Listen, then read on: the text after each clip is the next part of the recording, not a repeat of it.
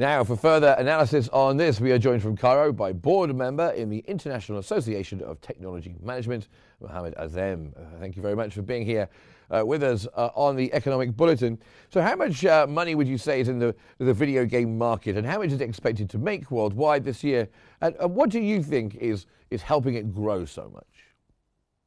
Thank you, Mark, for this question. Actually, the global market almost 200 billion US dollar annually, and expecting to have like 2.5 annual increase to reach like 230 billion by 2030. So it's a big market.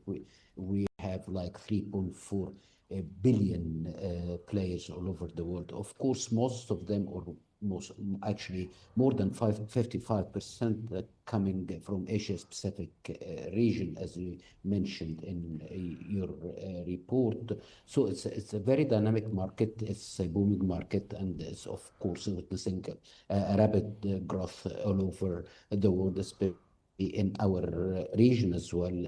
The Middle East region is considered one of the most growing regions for consuming electronic games, and we are seeing so many attention paid for such sector in countries in the Middle East like Saudi Arabia and Egypt and so on and so forth. So because it's an industry, it's a very huge industry, and I think this kind of or having a localized industry for e-games within our countries, I think this could add exports for our technological goods and services. So that's why most of the governments here in the Middle East are focusing on building the national skills and actually availing so many different programs for building skills for developing such kind of games,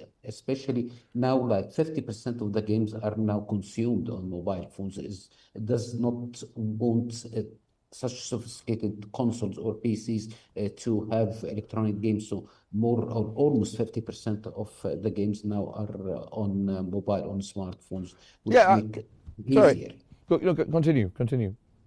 And of course, this is very promising domain because it's for Egypt in specific, because it's very similar to the cinema industry. The e-games is quite similar to the cinema industry that needs content, that needs script writers, actors, have this kind of illustration, and that's why also we have now among so many universities a track for digital arts, and they are totally focusing on building or having graduate in the domain of e-games, because as I said, it's very promising. It's a very broad industry. Its value proposition or its ability to export is very high, with more than 3.4 billion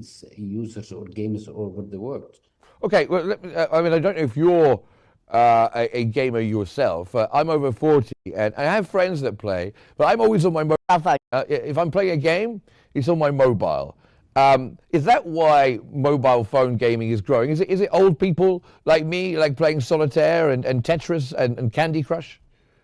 Actually, I'm not a gamer as well. I'm just using very small games on my mobile, like you. But you know, the issue here is the availability of the mobile phones and the advancement that we have witnessed concerning the capabilities and the features that comes now with the smartphones, when it comes to the memory size, when it comes to the processing power. We have like 8 billion people are using smartphones.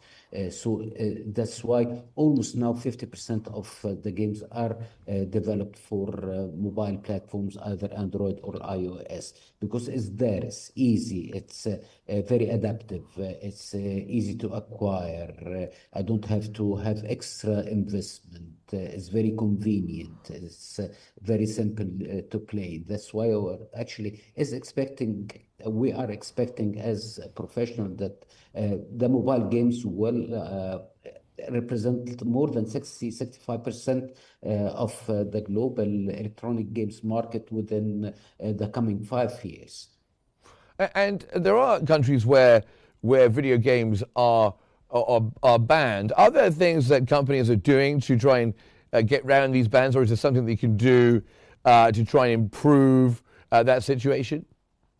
That's a very controversial issue, actually, because it depends on the nature of the game. It depends on the nature of the country that is banning games, because the gaming industry has a lot of critique about the impact of excessive use of games on youth, especially youth, actually, when it comes to the risk of addiction, to the potential of academic decline, to the exposure to violent and inappropriate content. And of course, this could lead to mental fatigue.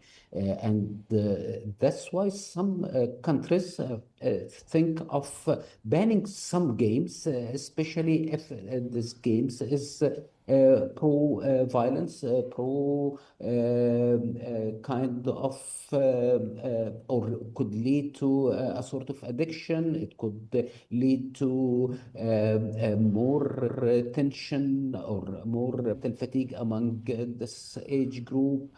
Or this kind of games could be a threat on the certain social notions and concepts and principles within certain communities. So the problem here with the gaming industry and with the internet domain actually is everything is available, and that's why some countries tend to apply some regulations to as a safe or to have a safety net for its society. So actually banning such thing is not a very common practice all over the world.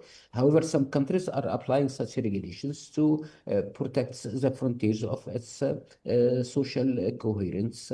And of course, regulations is another important thing, because some games are really leading to or actually could lead to have a sort of violent attitude or risking or the digital health of the younger generation. That's why regulations always there to try to mitigate such associated risk.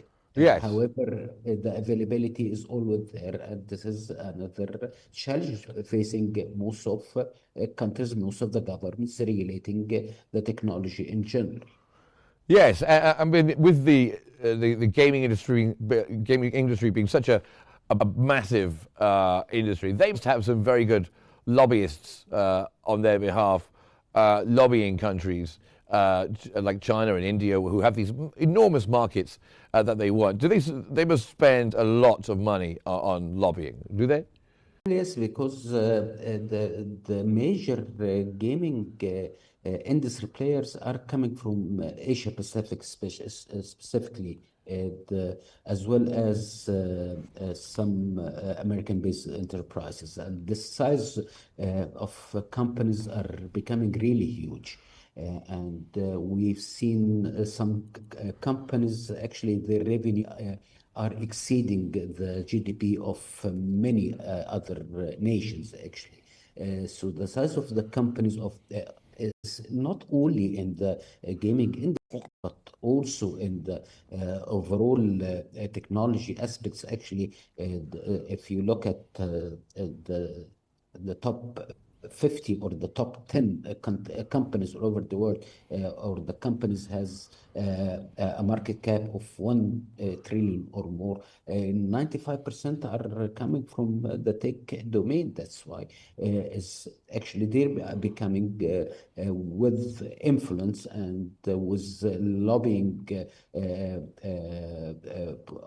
influence, actually, and the ability to change a lot of regulations, and to their ability to direct some regulations in their favor. So Okay. the dynamics is really beyond our imagination, especially with the Okay. size of companies. Sorry, And I'm going to have to interrupt you. I do apologize. We're just out of time, but thank you very much, Mohammed Azem.